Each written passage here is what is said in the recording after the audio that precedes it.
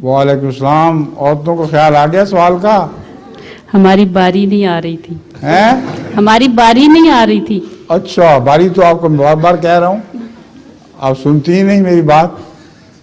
मैं तो कई दफ़ा कह चुका हूँ कि मस्तूरात नहीं बोल रही। जज़ाकल्लाह। जी। नए अहमदियों और वक्फे नौ बच्चों की बढ़ती हुई तादाद के पेश नज़र क्या रब्बा के अलावा दीगर ममालिक में भी जामिया अहमदिया की तरस के अदारे कायम किए जाएंगे? वक्फे नौ के की बढ़ती हुई तादाद के पेश नज़र रब्बा के अलावा बाकी मुल्कों में भी जामिया अहमदिया की तरस के इदारे कायम किए? नहीं, जामिया अहमदिया तो मुल्कों में कायम नहीं किए जा सकते, क्योंकि वक्फे नौ के बच्चे बेशुमार फैले पड़े हैं।